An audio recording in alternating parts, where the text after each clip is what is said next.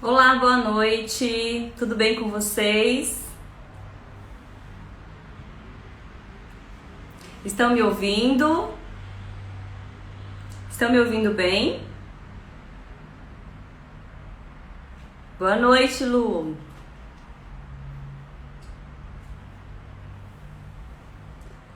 Boa noite, pessoal. Maurício entrou. Obrigada, Nina, pelo feedback. Olá, pessoal. Boa noite. Meu nome é Fran Almeida. Eu sou fisioterapeuta aqui da Guki Geriatria. Para quem não sabe, nós somos uma equipe multiprofissional, então a gente conta com vários profissionais que atuam diretamente junto com o idoso, né? Então a gente é uma equipe que trabalha junto e quer melhorar essa qualidade de vida desse paciente, então funciona super bem. Hoje o nosso tema... Oh, desculpa, gente, saiu um pouquinho aqui. O nosso tema é sobre dores nas costas e a gente tem um convidado muito especial, o Renan Custódio, que vai conversar com a gente. Ele é da área da ortopedia. E aí ele vai conversar com a gente sobre todo esse esquema, como funcionam as dores nas costas, o tratamento, enfim. A gente vai aí ampliar esse assunto bastante com vocês e eu vou ver se ele entrou aqui. Ele enviou uma solicitação. Vamos esperar ele entrar. Boa noite, Kleber. Érica, tudo bem com vocês?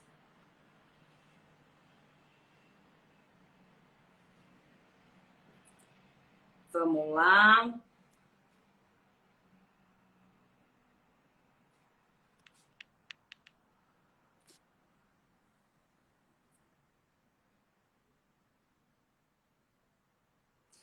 Renan, tá tudo bem? Deixa eu solicitar aqui para você participar.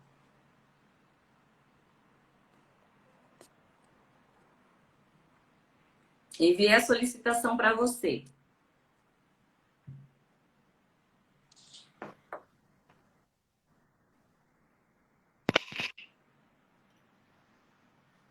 Olá, Renan, boa noite.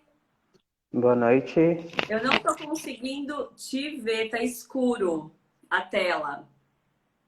Calma aí, deixa eu ver aqui. Ah, agora Calma sim. aí. Estamos entrando. Deixa eu só aqui. Eu acho que está faltando virar a câmera.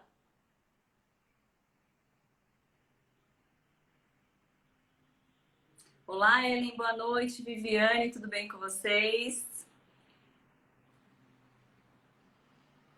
Gente, acho que ele não conseguiu entrar. Vou tentar solicitar novamente.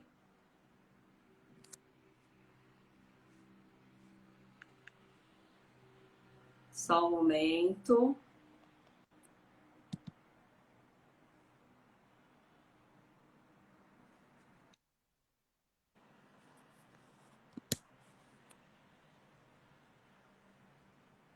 Estou aguardando o Renan. Pessoal, se vocês já quiserem, podem deixar suas dúvidas aí, participem. Vai ser muito proveitosa a participação de todos vocês. Carla, boa noite. Fátima. Gente, eu estou aguardando aqui a aceitação, ok? Vamos aguardar um momentinho que ele já está entrando. Você vê, tudo ao vivo é assim mesmo, né? A gente vai tentando se ajustar aqui, mas vai dar certo. Eu estou aqui tentando organizar. Tá conectando, vamos ver se ele entra agora. Ô, Renan, boa noite. Boa noite. Agora conseguimos, né? É, Tudo bem com você? Tá tudo certo? tudo certo e com vocês? Ótimo. Eu, pelo menos, estou ótima. Principalmente agora, conversando com você. Sei que você vai ter bastante... vai contribuir muito agora com a gente, com bastante informação. Né? Dois fisioterapeutas conversando sobre dores na coluna, então a gente tem aí bastante coisa para discutir, né? Com certeza. Renan, se apresenta pra gente, fala sobre você, fala sobre o seu trabalho. Se apresente, por favor, para a gente conhecer você melhor.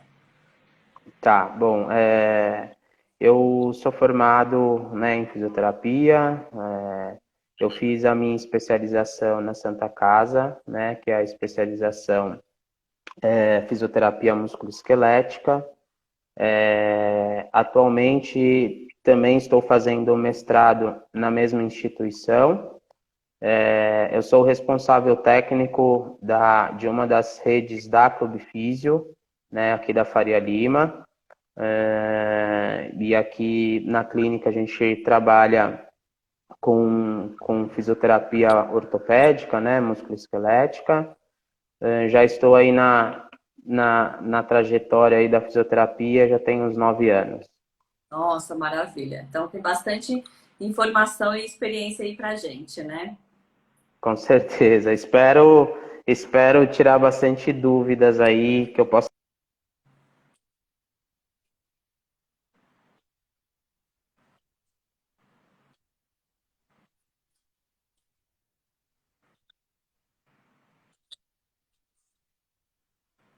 Renan, a conexão não tá muito legal. Eu não consegui te ouvir. A conexão não tá muito boa. Melhorou? Melhorou. Você pode repetir, por gentileza, que eu acho que a galera não ouviu. Que eu falei que a dor lombar é um tema bem polêmico, acho que tem bastante coisa para a gente conversar sobre, né? Enfim, tem alguns mitos aí sobre a dor lombar, então acho que vai dar para a gente discutir bastante sobre este tema. Excelente. Então vamos começar. Fala sobre o seu trabalho, o seu dia a dia, como funciona isso dentro do seu dia a dia, dentro do seu trabalho, né? As dores na coluna, de uma forma geral, como você recebe isso? Tá, bom, vamos lá. Quando a gente fala de dor lombar, acho que nós temos duas classificações né, que é bem importante para nossa direção aí da parte clínica, que são as dores lombares específicas, né, que hoje é uma porcentagem bem pequena da população que acaba tendo a dor lombar específica, e nós temos a dor que não tem uma causa muito clara, né, e a gente fala aí de 90% da população tendo a dor lombar inespecífica, talvez seja a dor do século aí, né? E a gente sabe que o prognóstico, e quando a gente fala de prognóstico, a gente está falando de história natural, né? A gente sabe que o prognóstico, os estudos vêm mostrando que com 6 semanas a tendência é que a dor diminua e que é um prognóstico bom. E a gente sabe que tem uma porcentagem que acaba não tendo um prognóstico tão bom. E existem vários fatores que podem contribuir, né? Fatores biológicos, fatores psicológicos, fatores sociais, que podem contribuir para que o prognóstico ele não seja tão bom, né? Enfim, acho que a abordagem com esses pacientes é uma abordagem completamente diferente, né, no sentido de tomada de decisão, no sentido de comunicação, no sentido de informação a ser passada a esses pacientes. Eu acho que a gente precisa tomar cuidado a forma que a gente se comunica com este paciente, né? E aí a gente tem as dores lombares específicas, né, como por exemplo a estenose do canal vertebral, a própria hérnia de disco, né? Então, mas novamente é a pequena parte da população que acaba tendo a dor específica. Entendi. Então, você caracteriza essas questões todas, por exemplo, em relação à incidência, a específica, não específica, qual que é a que é mais comum? A gente pode falar de um modo geral, mas também a população idosa, por exemplo. Tá. Quando a gente fala de população idosa, né, a gente sabe que existem, acho que dentro das específicas, né? Aí também, quando a gente fala de dor lombar, é importante a gente falar das bandeiras vermelhas, que são dores lombares, que tem uma causa específica, mas que a gente precisa ter uma atenção um pouco maior, né? Aí eu vou dar alguns exemplos, depois a gente entra especificamente nesses casos, mas, por exemplo, a síndrome da cauda-equina, por exemplo, a fratura, que aí dentro das fraturas nós vamos ter as fraturas traumáticas e as fraturas não traumáticas, que aí entra a osteoporose, que é comum no idoso, né? Mas falando da dor lombar específica, que a gente acaba vendo bastante a estenose do canal vertebral, né? E dentro da estenose do canal vertebral, nós temos dois tipos, que são as congênitas e as adquiridas, né? As adquiridas, por exemplo, pacientes que podem ter espondilolistese e a espondilolistese é o escorregamento de uma vértebra sobre a outra, né? Então a gente pode ter na adquirida pacientes com estenose do canal vertebral por conta de uma espondilolistese, né? E dentro da espondilolistese tem algumas coisas que vão, né, dentro do canal do estreitamento do canal vertebral, existem algumas coisas que vão influenciar no prognóstico, né? E novamente, prognóstico quer dizer história natural. Por exemplo, pacientes que têm estenose do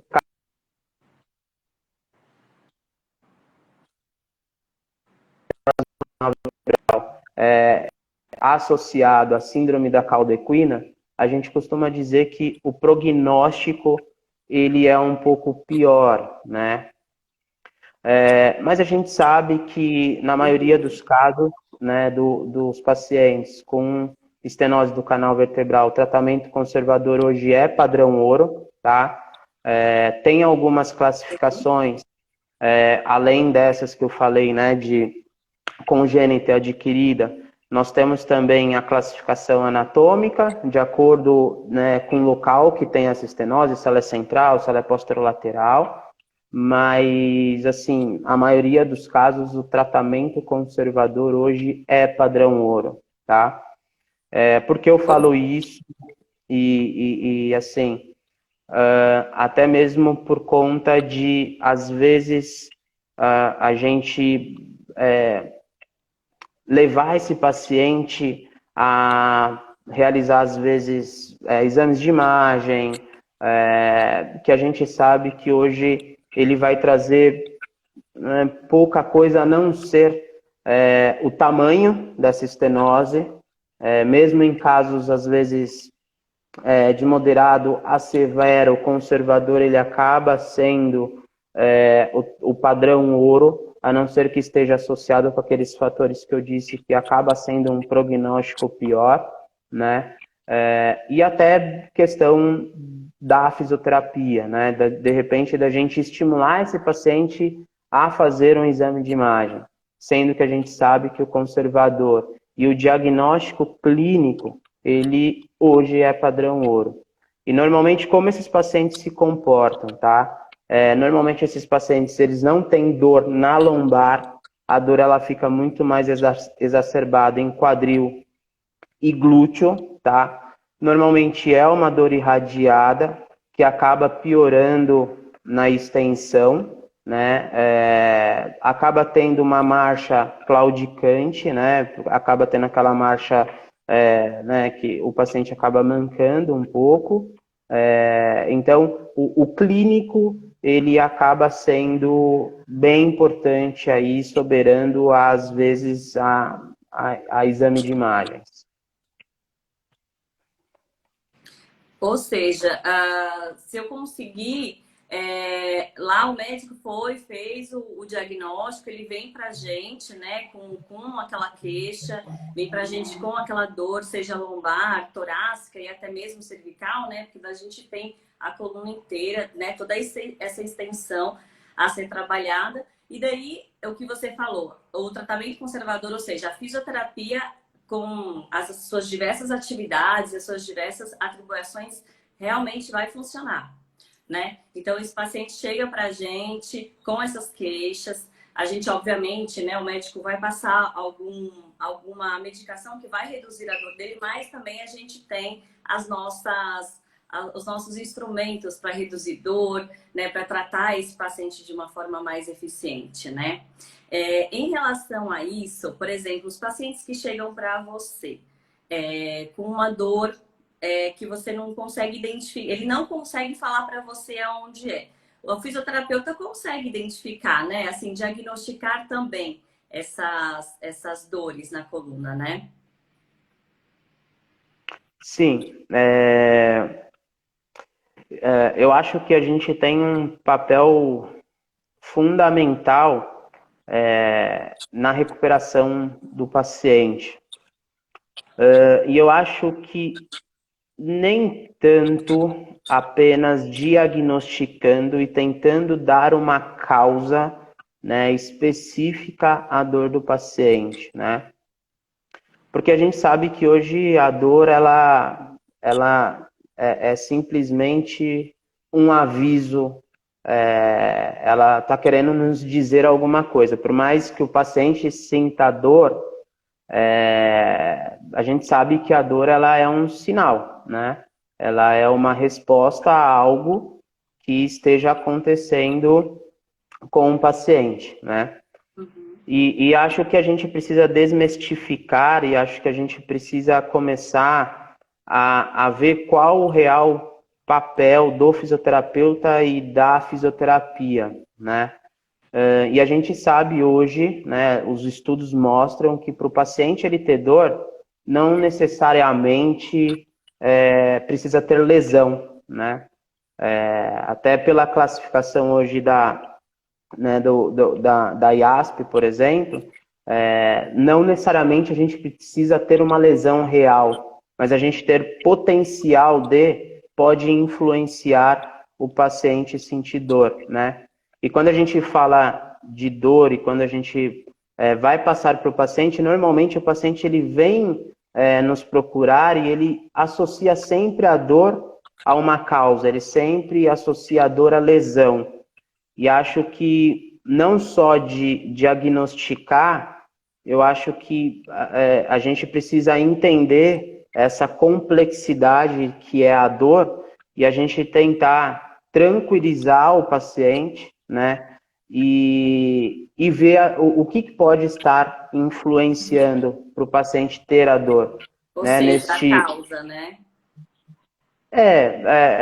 Não só a causa específica né, de ter algo ali, lesão, né, mas a causa pensando nessas possíveis fatores que possam influenciar o paciente a ter dor, entendeu?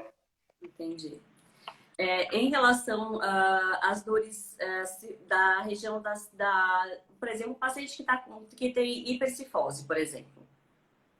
Quais são as principais causas? Por exemplo, aquele paciente que fica muito anteriorizado, fica muito com a cabeça para frente. O que leva um idoso a permanecer nessa postura por bastante tempo? O que você acha que pode ser?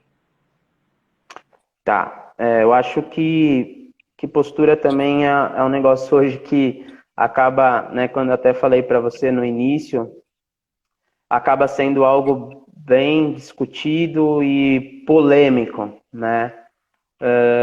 Alguns trabalhos, né, e o pessoal tem um grupo de pesquisadores, né, que inclusive tem até um brasileiro que participa desse grupo, que é o JP Caneiro. Eles publicam bastante, né, sobre a influência da postura na dor, né?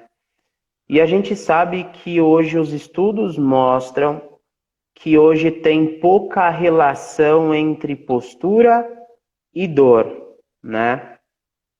E a gente sempre acaba procurando causa e efeito, né? Então, às vezes a gente quer associar a dor àquela postura que o idoso, de repente, ele já é uma postura adquirida, que ele já adquiriu há muitos anos, e às vezes a gente pensa que melhorando essa postura, eu vou melhorar a dor do paciente, né?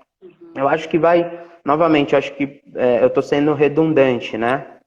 Mas eu acho que vai muito além de repente, a gente simplesmente olhar a postura do idoso e tentar associar a dor à postura, né? Ainda mais quando a gente fala de idoso, né? Eu acho que existe aí o âmbito social, né? E de certa forma, o psicológico também, né? E a gente sabe que esses fatores, eles acabam também, né? Não estou excluindo talvez a má postura, né? Não estou excluindo essa parte, mas só quero deixar claro que existem outros fatores que podem contribuir para este idoso sentir dor ou não sentir dor, né? E quando a gente fala da parte física, a gente vai ter respostas, às vezes, centrais, que vão ser respostas mal adaptativas, que vai levar, às vezes, esse idoso a ter tensões musculares, né? Então, eu acho que o âmbito social é importante também a gente analisar e levar em consideração, né? E hoje a gente tem escalas, hoje a gente tem modelos para que a gente, de alguma forma, dentro da fisioterapia, consiga abordar, por exemplo, um âmbito social, né? Então, às vezes esse idoso ele vai ter experiências negativas dentro da própria família, né, de pacientes que de familiares que já teve a dor lombar ou que já teve a dor torácica ou cervical, e às vezes o desfecho ele não foi tão bom. Esse paciente muitas vezes vai reclamar de dor exacerbada para a família, e às vezes a família vai achar que essa dor não é real. Uma coisa que eu quero deixar claro aqui, que mesmo esses fatores psicológicos, sociais, a dor ela é real, ela acontece, tá? E a gente sabe que esses fatores são fatores que vai fazer com que o idoso ou qualquer pessoa que tenha dor cervical, que tenha dor lombar, que tenha dor torácica, a gente sabe que esses fatores acabam influenciando para que esse paciente tenha um prognóstico um pouco pior, né? Então, às vezes o idoso vai reclamar de dor em casa e as pessoas não vão acreditar que ele está com dor. E às vezes vai achar que essa dor não é real, né? Então, é importante, ela é real, né? E vai existir vários fatores que vão contribuir para essa dor ser um pouco mais forte, enfim. Exato. Essa questão postural é muito importante, né? Quando a gente vive dentro do ambiente do idoso, porque ele não causa só dores. A gente sabe que existem compensações posturais por causa por causa da postura. Ele vai compensar, utilizar um músculo mais do que o outro, manter um músculo super estendido, o outro mais fraco. Então, tem essas questões. Quando um paciente tem uma má postura, também pode prejudicar bastante a marcha dele, então ele vai caminhar de uma forma diferente. Existe também os riscos de queda, né? A gente sabe que toda essa questão que envolve a coluna, que na verdade é o centro do nosso corpo, né? Então ali é o centro onde está toda a nossa base de equilíbrio e tudo mais. Então, se a gente tem qualquer descompensação ali, na minha visão, né, eu percebo que existe sempre uma descompensação em relação à coluna, que a gente sabe que existe um nível que a gente vai caindo mesmo de perda de massa muscular. No dia a dia também o idoso ele adota uma determinada postura que também está relacionado com as atividades que ele faz. Então, ele foi assim gradualmente, né? Mantendo uma postura péssima, aí depois começa a compensar, depois começam as lesões na coluna, dessas lesões ele vai sentir dor, que às vezes não está relacionado só a questão da coluna, mas como você citou, outros fatores também estão relacionados, né? Existem as microfraturas que a gente tem nas vértebras, então esse paciente vai referir dor para o familiar e assim, não existe nada que esteja relacionado com essa dor. Então, assim, a coluna, ela traz pra gente, como ela é a base, né? Ela traz pra gente, assim, vários comprometimentos na qualidade de vida desse paciente. Então, ele vai ter comprometimento, né? Ele vai ter uma qualidade de vida reduzida, ele pode cair, né? Então, ele pode descompensar. Então, existem várias questões que estão envolvidas, não só com a má postura, mas com a fraqueza muscular, né? Então, aí entra a fisioterapia, né? Para tentar estabilizar ao máximo que a gente pode essa postura, essa musculatura, essa articulação, para que a gente consiga melhorar, né, a qualidade de vida desses pacientes. E aí entra vários tratamentos, a gente tem, né, vários recursos que nós utilizamos. Renan, qual o recurso que você, assim, normalmente utiliza mais? Vamos falar de dor lombar, que eu acho que, se eu não me engano, é a incidência maior, né, em dores que estão relacionadas com a coluna. Que você costuma fazer no seu dia a dia? Eu faço algumas atividades com o paciente em casa, né? Porque a minha experiência é bem dentro do ambiente hospitalar, domiciliar.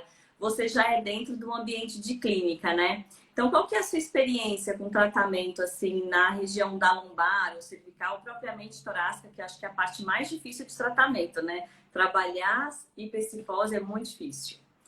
Então, qual que é a sua experiência dentro disso? Tá, só entrando dentro do que você falou um pouco antes, né, das microfraturas, que acabam sendo negligenciadas, tá? E a fratura no idoso, na verdade, a fratura na coluna vertebral, dentro das bandeiras vermelhas, né, ela é uma das mais comuns, tá? Hoje em torno aí assim, é um dado bem interessante e preocupante ao mesmo tempo, tá? Ela é mais comum em mulheres, tá? E de mulheres de 50 até 70 anos, tem aí em torno de 12% que tem a fratura e ela é negligenciada. E mulheres acima de 70 anos, 20%. E dentro desses 32%, né, tanto de mulheres de 50 a 70 e acima de 70, 70% dessas fraturas elas não são diagnosticadas. Então, assim, é um dado super interessante, e acho que é algo que a gente precisa ficar muito atento, né? E até dentro das bandeiras vermelhas, né? Saiu um estudo agora em 2020 que eles falam da dificuldade de se detectar as bandeiras vermelhas, né? Então, fratura, síndrome da caudequina, tumor, infecções, né? Até porque a gente não tem algo na literatura que nos dê uma direção para que a gente investigue as bandeiras vermelhas, né? Seja por perguntas, seja por alguma direção na nossa avaliação. E esse estudo agora de 2020, ele cria um sistema de redes, né, com perguntas e coisas clínicas que a gente pode realizar para a gente chegar próximo ou tentar detectar as bandeiras vermelhas, né? E aí entra na questão aí do idoso, né, das fraturas que eu falei não traumáticas, que aí vai entrar a osteoporose, a gente precisa ficar muito atento a este dado. E às vezes perguntas que nós vamos fazer, né, coisas clínicas que, né, às vezes dor que ela acaba sendo ininterrupta, né, ela é uma dor constante. Então a gente precisa tomar cuidado com alguns pontos para a gente tentar detectar essas bandeiras vermelhas, né? E a fratura ela está dentro das mais comuns.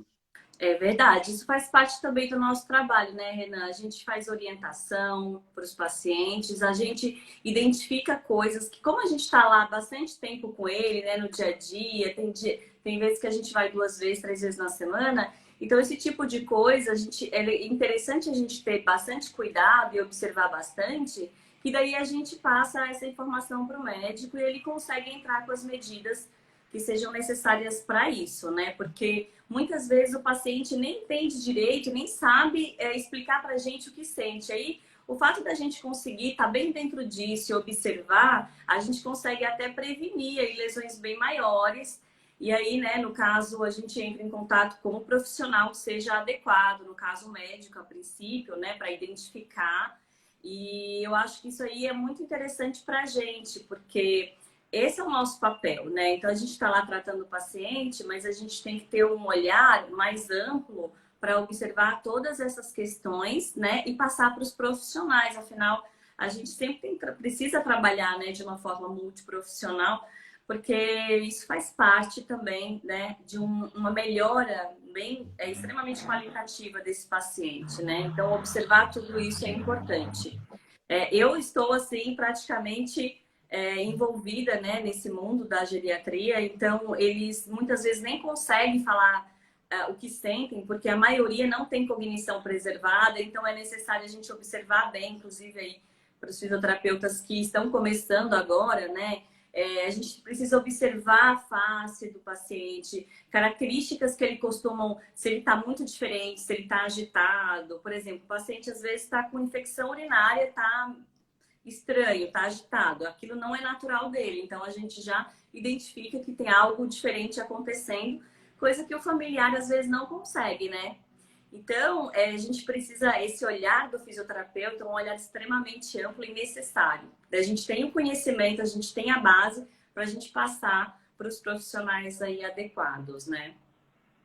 E é super importante isso que você falou. Eu acho que, principalmente para os, né, para os fisioterapeutas que estão iniciando, você conseguir identificar uma bandeira vermelha e, né, direcionar para o profissional adequado, né, numa fratura, numa síndrome da cauda equina, no tumor, você direcionar para o médico, né, eu acho que é super importante isso ser detectado logo no início.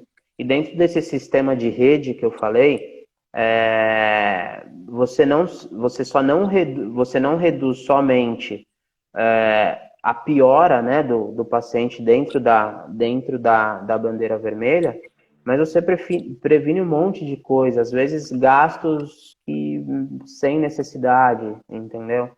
Você consegue quebrar várias partes, às vezes vai ser o paciente que ele vai pular muito entre os serviços, né?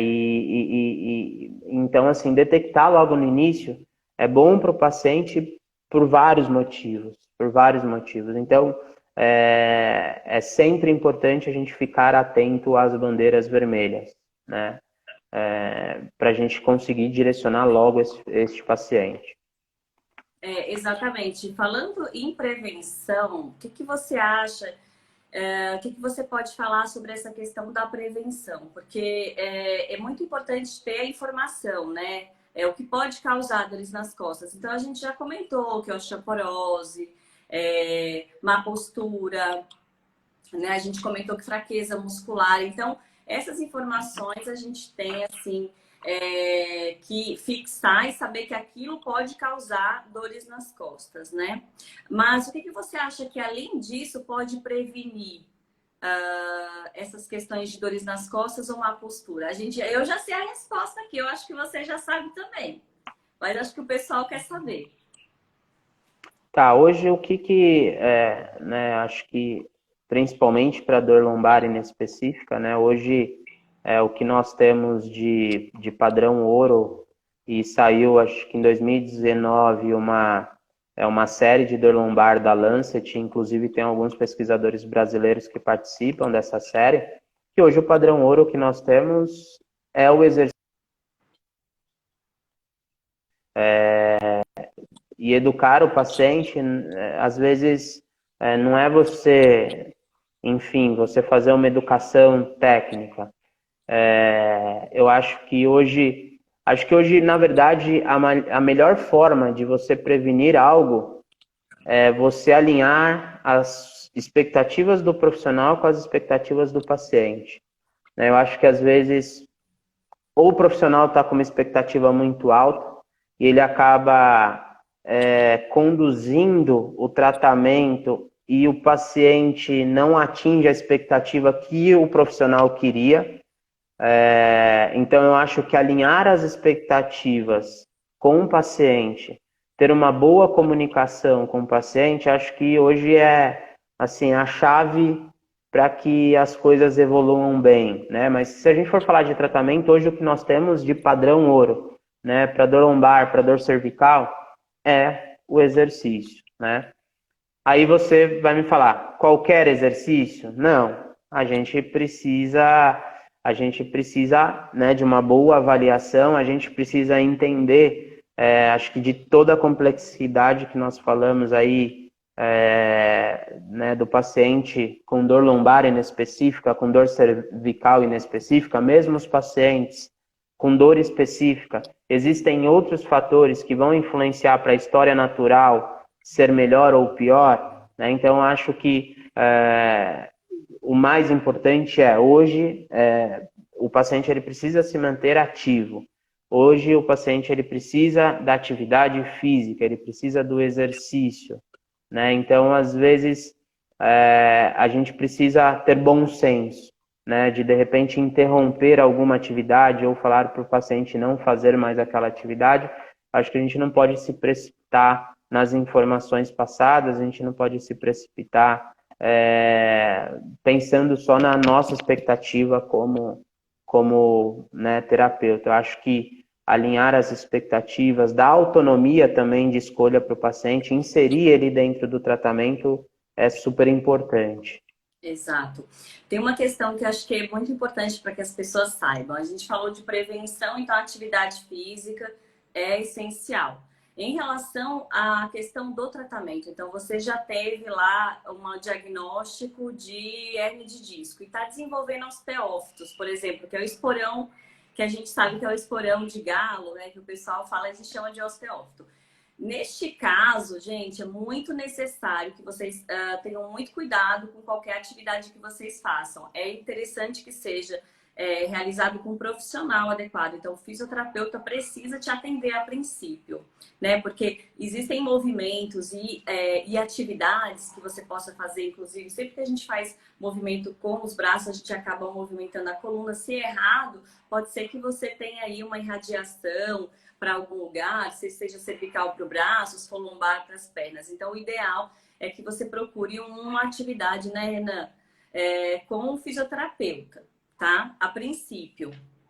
E depois você vai para uma academia, porque o que é muito comum, Renan, é que a galera chega pra gente com dor lombar e fala, o médico falou para eu fazer exercício físico, e eu fui fazer e eu tô travado, minhas costas estão travadas. Aí eu falo, bom, é porque, né, você não deveria fazer isso. Então, eles realmente falam que travou e começou a sentir dor irradiada para as pernas, né? Quem desenvolveu uma hérnia de disco, ou então tem fraqueza muscular, foi fazer um movimento de perna ou de braço, travou a coluna. Então, tem que ter muito cuidado com uma atividade física, né, Renan? Que seja de forma aleatória. E procure um profissional adequado, no caso, aí, os fisioterapeutas, para te ajudar a princípio. E depois, quando você estiver aí já totalmente bem, aí você pode ir para uma academia. Você concorda comigo, Renan? Eu acho que tratar é algo super complexo, né? Normalmente, acho que, né, hoje, dentro da procura, né, da pessoa com dor lombar, enfim, dor cervical, sempre vai ser o médico, e normalmente o médico vai orientar a atividade física com um profissional, seja com um fisioterapeuta, seja com educador físico, mas normalmente o médico ele orienta esse paciente procurar algum profissional. Ainda uma coisa dentro do tratamento, né, já que você tocou nesse assunto né, do profissional, enfim, a gente precisa entender que às vezes a nossa intervenção ela também precisa ser mínima, porque às vezes a gente acaba tratando demais e o paciente ele acaba não evoluindo, né? Eu acho que a partir do momento que, novamente, a gente entende história natural, a gente entende prognóstico, e a gente sabe que, né, dentro da dor lombar, da cervical, a gente sabe que a grande maioria ela vai ter uma história natural boa e às vezes o profissional ele associa a melhora do paciente com a intervenção que ele realizou e na verdade não, era a história natural, né, da dor lombar, da dor cervical, enfim, inespecífica, né? Então, às vezes, a nossa melhor tomada de decisão é ter intervenção mínima, entendeu? De repente falar para o paciente, ó, você vai vir uma vez por semana aqui, eu vou te acompanhar, vou te orientar de alguns exercícios que você vai manter em casa, né? E, enfim, quero te ver daqui uma semana para ver como que você está, né? Então, acho que, novamente, acho que principalmente para fisioterapeutas que estão iniciando, às vezes a gente precisa ter humildade de fazer o mínimo de intervenção, né? Eu acho que é importante a gente entender isso. Não sei o que você acha sobre. Então, eu acredito, tudo depende da avaliação que eu fizer desse paciente e, obviamente, com o laudo médico. Então, eu vou avaliar esse paciente, vou identificar, vou fazer toda uma avaliação física dele, né, a princípio, e daí vou identificar o que eu preciso trabalhar nele. Muitas vezes há bastante coisa para trabalhar, muitas vezes a gente não consegue. Depende muito dos casos, paciente que você consegue aumentar bastante, por exemplo, a amplitude de movimento, fortalecimento muscular dele, tem paciente que não. Tudo depende de, assim, existem diversos fatores que realmente estão influenciando aí. Mas, de fato, a nossa atuação ajuda realmente, assim, principalmente reduzir a dor, né? Melhorar bastante a amplitude de movimento, que eles se queixam bastante, né? Que reduz eu reduzi meu movimento, eu não consigo fazer ir tanto para frente nem tanto para trás. Porque dor na coluna é terrível, porque a gente sente dor em todos os movimentos, né? Então, a gente, com a nossa intervenção, acaba ajudando bastante. Mas é óbvio que dependendo da característica dessa doença e dependendo do paciente, a gente não vai conseguir aí atuar de uma forma tão definitiva, né? E, Renan, ó, nós temos aqui elogios e também temos perguntas já. Vamos para as perguntas? Vamos. A Viviane Castro perguntou assim, 2 dicas para identificar uma bandeira vermelha. Primeiro fator, idade, né? Como eu falei, por exemplo, a fratura, né? Mulher de 50 até 70 anos, a gente precisa partir do pressuposto que pode estar dentro da bandeira vermelha, às vezes dor persistente, então essa é uma. Outra coisa que também a gente pode identificar na bandeira vermelha, como, por exemplo, febre, né? Então, às vezes o paciente vai ter dor lombar por alguma infecção. Então, esse paciente ele pode ter febre. Vou dar mais uma, por exemplo, paciente que perde peso muito rápido. Sei lá, em uma semana o paciente falou que perdeu 10 quilos.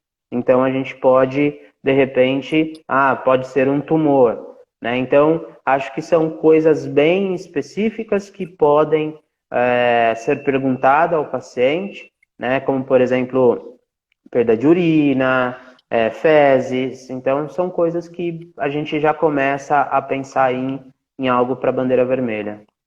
Perfeito. Temos mais perguntas também. Vamos lá. Tem alguma, essa é da Marisa, tá? Tem alguma pergunta-chave ou aspecto a ser observado no idoso que o familiar possa ficar atento? Quando a gente fala de idoso, bem interessante essa pergunta. Eu acho que às vezes o familiar ele tem que ficar atento no sentido, primeiro, da dor, aquilo que eu falei. Se o idoso ele está reclamando de dor, ela é real, tá? Ela é real. Independente se essa dor ela vai ter um fator biológico, ou se essa dor vai ter algo social, psicológico que esteja influenciando, mas toda a dor ela é real, tá? Então acho que é algo que precisa, o familiar, né, principalmente do idoso, ele precisa estar atento, né, a não desconfiar da dor do idoso, né? E outra coisa também, eu acho que é o familiar dar autonomia, né? E dar autonomia não é deixar de cuidar, né?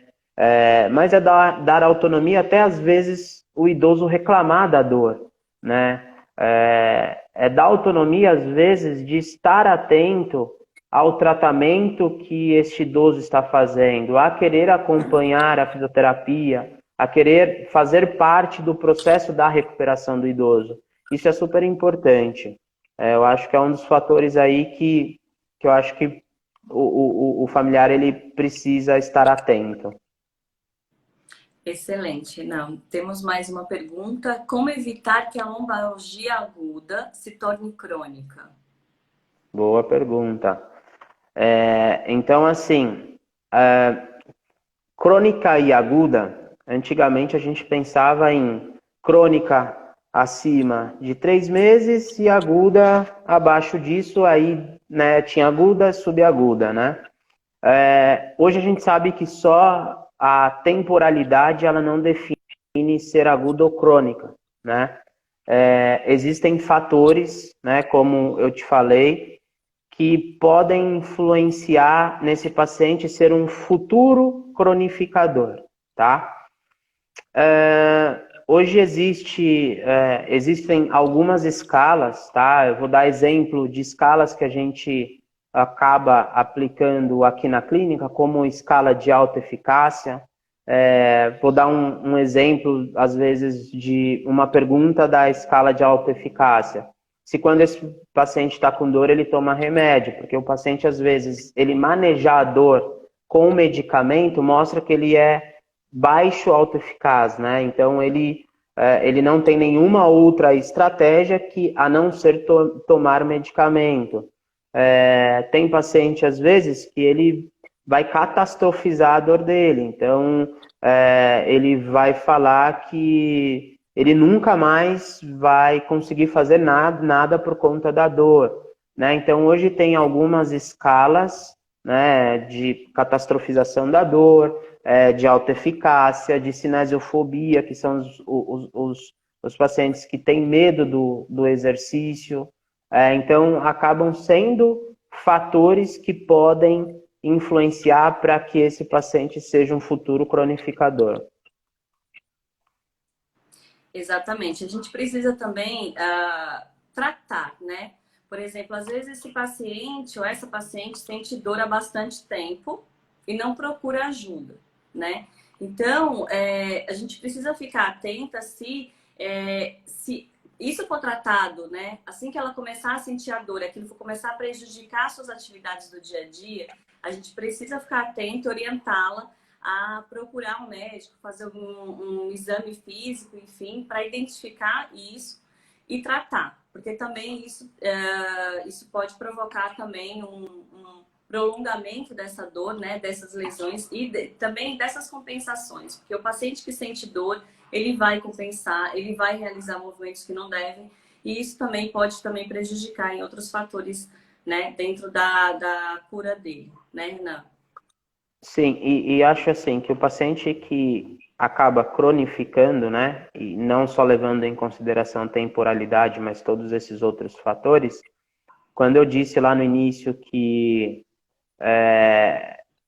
uma outra abordagem, às vezes até palavras que a gente vai utilizar no momento da avaliação, no momento do tratamento, saiu um editorial também na JOSPT de palavras que a gente não deve abordar com este paciente.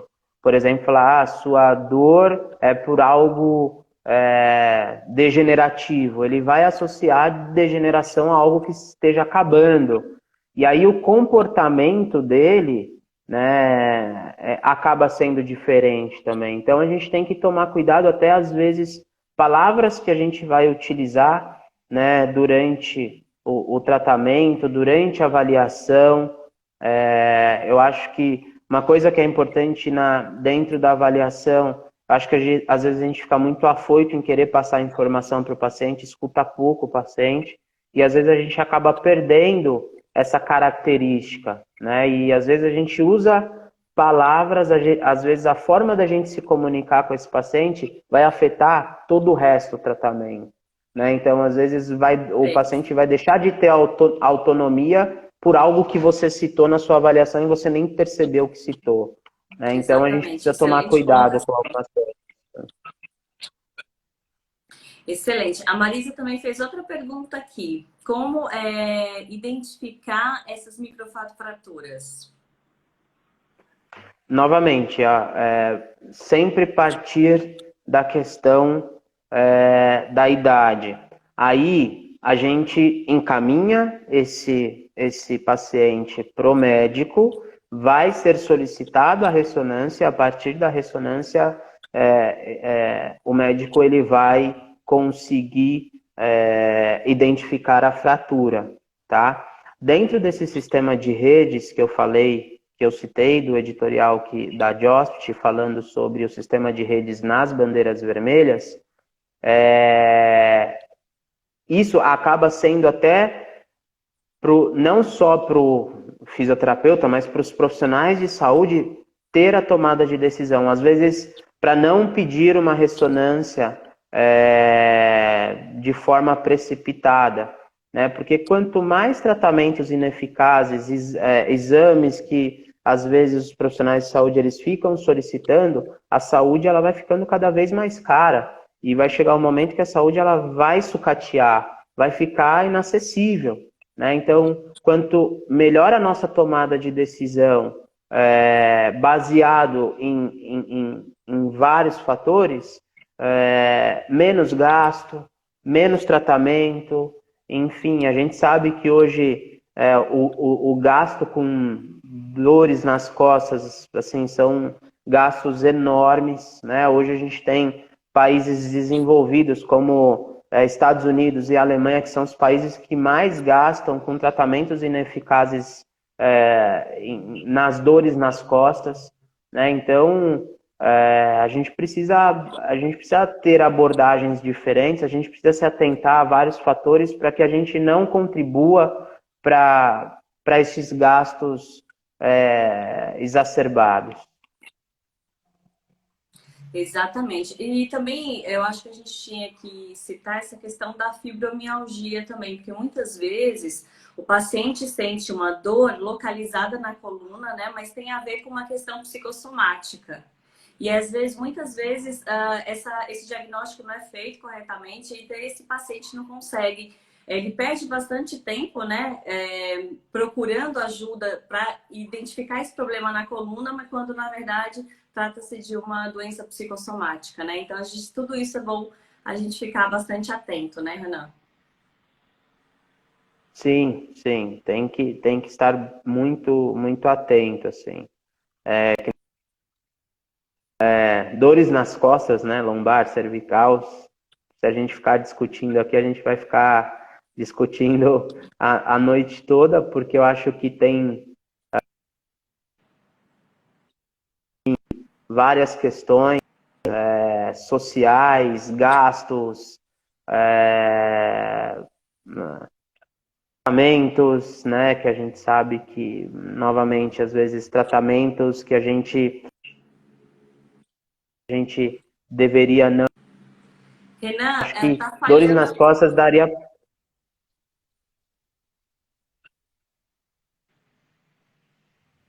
Voltou? Renan, tá falhando a conexão, a gente não tá conseguindo te ouvir. E agora? Agora melhorou. Tá ótimo. Então, Temos então, pouco assim, tempo. uhum, Temos pouco tempo e temos mais uma pergunta aqui da Ideia Linea Aguilar. Ela diz assim: tenho plurimialgia reumática, a Mami Maeda, que é uma das nossas fisioterapeutas, cuida de mim nas crises. Mãos mágicas, ela diz. Como evitar o reaparecimento dessas dores? assim, eu não tenho tanta experiência com doenças reumáticas, né? Eu acho que a Associação Internacional aí de Doenças Reumáticas, ela vem tendo, assim, um papel com educação, assim, impressionante, tá? Acompanho de longe, né, as coisas que acabam saindo de doenças reumáticas. A gente coloca novamente o exercício físico é importante para as doenças reumáticas, né? Não, novamente, não tenho tanta experiência para essa paciente aí. Oriento até que ela acompanhe dentro do Insta, tem grupos específicos para doenças reumáticas, tem um que são de jovens fisioterapeutas, que eu acho que chama Fisio em Reumato, que sempre eles dão dicas de atividade física, de tudo que tem como padrão ouro para doenças reumáticas, né? Então, é o que eu posso dizer assim para essa paciente. As terapias manuais também elas são excelentes, as massagens, as liberações miofaciais, né? Questões que estão relacionadas ao seu bem-estar físico, tudo isso ajuda, porque a gente sabe que o corpo ele é mente e mente é corpo. Então, esse processo todo que a gente tem entre, né, os dois, as terapias manuais ajudam, o relaxamento, né? São pacientes que realmente tomam bastante cortisol, por exemplo, né? Então ficam inchados, não se sentem confortáveis. Então, as terapias manuais, de um modo geral, dentro da minha experiência, eles ajudam bastante, facilitam. Então, continue aí seu tratamento, que eu acho que a Mami vai estar fazendo um bom trabalho com você. Bom, gente, a gente tem pouquíssimo tempo. Renan, eu te agradeço muitíssimo por ter aceitado o nosso convite aqui para falar sobre esse assunto. Muito obrigada por todas as informações que você passou, pelo seu conhecimento. Mas a gente queria que você deixasse mais um recadinho aqui para a gente, que você achar conveniente e importante, para orientar as pessoas, né, frente a essa questão de saúde pública tão importante que são as dores na coluna. Eu acho que na mensagem final aí é falar para as pessoas, né, para os pacientes que nos acompanharam, para sempre tentar se manter ativo, né, seja com a ajuda de algum profissional, né, seja o fisioterapeuta, seja o educador físico, que hoje, novamente, é o que a gente tem de padrão ouro.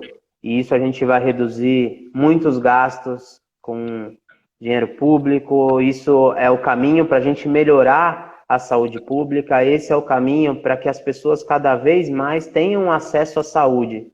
Eu acho que hoje é muito caro falar de doença e é muito mais barato falar de saúde, né? Eu acho que a gente precisa começar a falar mais de saúde, eu acho que a gente fala muito de doença. Então, acho que é a mensagem final aí que eu gostaria de deixar.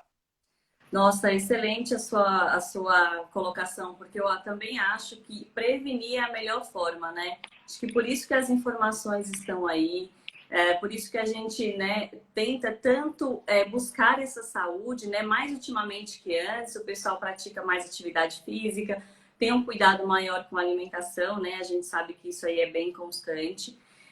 Então, a prevenção, né, essa busca pela prevenção, eu acho bem interessante.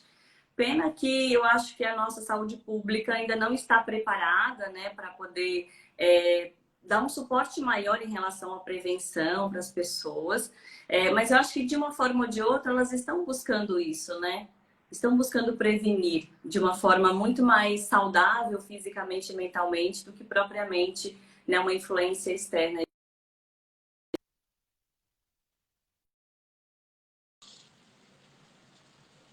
É isso aí, eu queria agradecer pelo convite. Precisando, estou à disposição.